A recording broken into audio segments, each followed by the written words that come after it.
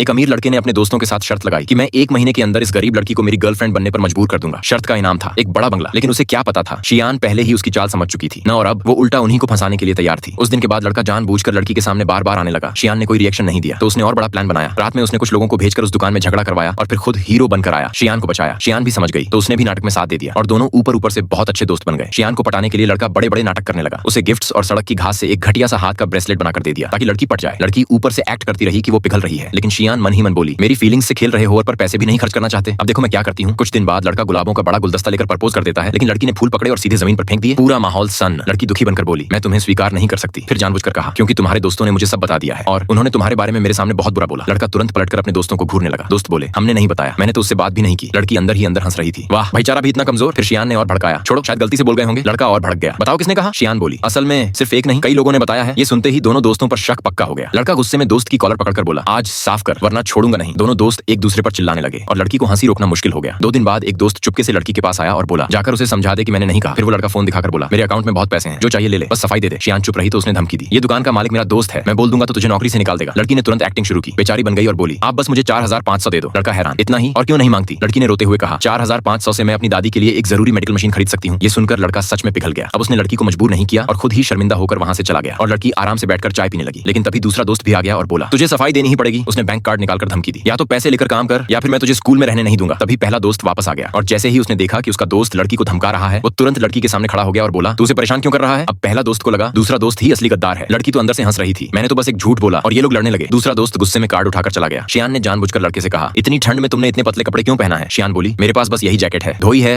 अभी सूखी नहीं। लड़का ये सुनकर दुखी हो गया और शियान को कई नए कपड़े खरीद दिए। शियान ने कहा, मुझे स्कूल छोड़ दो। स्कूल गेट पर फिर दूसरा दोस्त आ गया। शियान ने फिर रोने का ड्रामा किया, मेरी माँ तो मैं 3 साल की थी तभी मर गई, मैं बचपन से ही सबकी मार खाती आई हूँ। लड़का पिघल गया और कसम खाई, आज के बाद कोई तुझे परेशान नहीं करेगा। इस तरह लड़की ने सबको अपने इशारों पर नचा दिया। अगले दिन लड़का हॉस्टल के नीचे खड़ा था। उसने लड़की को एक स्कार्फ दिया और बोला, ये मैंने तुम्हारे लिए लिया। फिर ईमानदारी से माफी मांगी, कल मैंने जो कहा वो गलत था। तभी दूसरा लड़का भी वहां से गुजर रहा था। लड़की ने मौका देखकर अचानक शरीर ढीला छोड़ा और सीधे उसके सीने में गिर गई। पहले लड़के ने अपने दोस्त को एक मुक्का मार दिया और चिल्लाया, उससे दूर रह, तू उसके लायक नहीं है, वो तुझ पर कभी नहीं मरेगी। दोनों लड़के लड़ने लगे और लड़की साइड में मजे से तमाशा देखने लगी। तभी तीसरा लड़का भी आ गया और अचानक दोनों लड़के एक साथ लड़की के आगे खड़े हो गए। इससे इसका कोई लेना देना नहीं, जो करना है मुझसे कर। लड़का ये देख सन रह गया।